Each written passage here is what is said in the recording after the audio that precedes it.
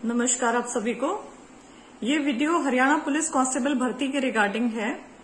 Haryana police constable की भर्ती बहुत से दांव पेचों से गुजरते हुए इस मकाम पर पहुंची थी जहां उसका फाइनल फैसला हो सकता था और रिजल्ट आ सकता था, लेकिन ऐसा नहीं हुआ। तो इसके बहुत से कारण रहे और मेजर कारण यह था कि सुनवाई नहीं हो पाई। हरियाणा पंजाब हाई कोर्ट में सुनवाई क्यों नहीं हो पाई, उसके बहुत से कारण बताए गए, लेकिन सुनवाई हो जाती तो रिजल्ट आने के लिए रास्ता खुल जाता, वह रिजल्ट शायद आ भी गया होता।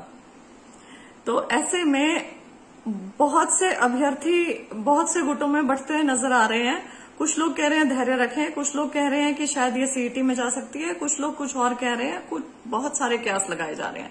और मैं आपसे कहना चाहूंगी, ना नेगेटिव होइए ना पॉजिटिव होइए, दोनों चीजें सिनेरियो अपने ध्यान में रखिए। पहली चीज तो ये कि हियरिंग नहीं हुई है तो कोई बात नहीं, हियरिंग हो सकती है, ये मेरा एक मत है।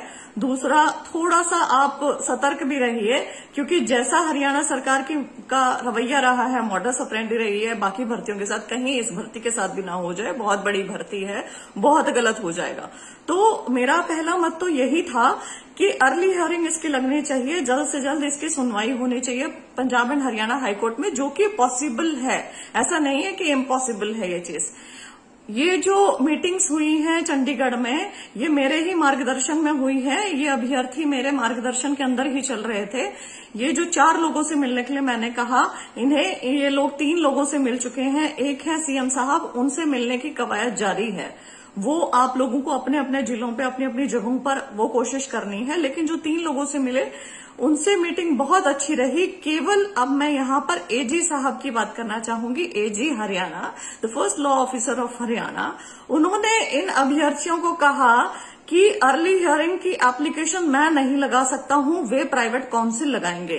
तो ये उन्होंने सरासर गलत इंफॉर्मेशन दी है, झूठ बोला है, क्योंकि अर्ली हियरिंग की एप्लीकेशन एजी साहब भी लगा सकते हैं। इनफैक्ट एजी साहब को ही लगानी चाहिए, क्योंकि यदि वे लगाते हैं तो फटाफट इसके ऊपर सुनवाई हो जाएगी।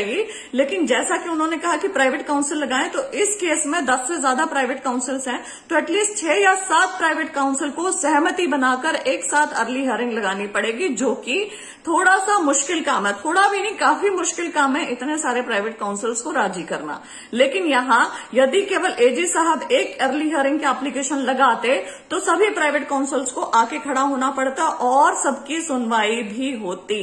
लेकिन ऐसा उन्होंने क्यों कहा, मुझे समझ नहीं आया। और मुझे यहां से नकारात्मकता का बोध हुआ कि शायद सरकार के लिए ये मुद्दा इतना इम्पोर्टेंट है ही नहीं, महत्वपूर्ण है ही नहीं, अदरवाइज इसके अंदर अर्ली हियरिंग की लगती। अदरवाइज एजी साहब भी इसकी जो महत्वता है, जो इम्पोर्टेंस है, वो समझते। क्यों अभ्यर्थियों को हर एक चीज तरसा तरसा कर देनी है? क्यों अभ्यर्थियों को हर एक चीज में गलत इंफॉर्मेशन बतानी है, फिर उसके बाद उस चीज को ठीक करना है, या जैसे भी, या फिर कहीं कुछ और तो नहीं चल रहा है दिमाग में? तो बहुत सारे सवाल हैं। यहां पर मैं अभ्यर्थियों को ये बताना चाहती हूं कि जो एजी साहब ने इंफॉर्मेशन दी है वो गलत दी है।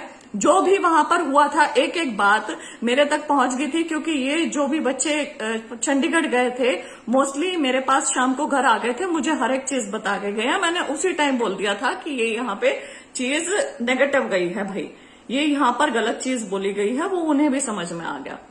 तो मैं यहाँ पर हरियाणा के कैंडिडेट्स को बोलना चाहूंगी कि अब बचे हैं वर्किंग डेज बहुत कम। जून में इसकी सुनवाई थोड़ी सी इम्पॉसिबल सी हो जाती है। वेकेशन बेंच लगते हैं, लेकिन ये लाइफ और डेथ का मैटर नहीं है, अर्जेंसी ऑफ मैटर इतनी बड़ी नहीं है। तो जून में इसका पिक होना बहुत ज्यादा मुश्किल है। तो या तो ये 10 दिन अब हो जाए, नहीं तो 6 जुलाई को ही जाके आपकी हियरिंग हो रही है, उससे पहले कुछ नहीं हो रहा है।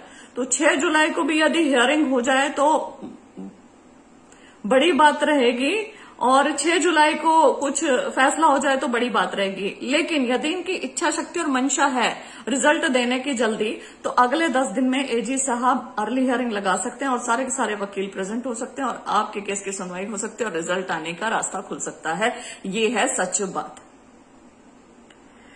खैर, बड़े अधिकारी हैं, पता नहीं क्या सोच के ऐसा कहा होगा, पता नहीं क्यों कहा है ऐसा, लेकिन मेरा ये फर्ज बनता है कि मैं सारे हरियाणा के युवाओं को और संपूर्ण हरियाणा को बताऊं कि सच क्या है और झूठ क्या है और इन्फॉर्मेशन क्या है। क्या इस चीज में क्या कर सकते हैं क्या नहीं कर सकते हैं। इसके साथ मैं आपको हिदायत देना चाहती हूँ कि आप धरने प्रदर्शन जो भी करें, ठीक है, वो शांतिपूर्वक ढंग से करना।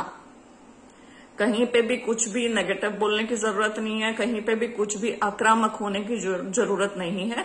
बिल्कुल अपने, जो हम पढ़े लिखे हैं ना, हमें अपने अधिकार यदि मांगने हैं या कुछ भी करना है तो वो शांति प्रिय ढंग से करना है, यदि करना है तो।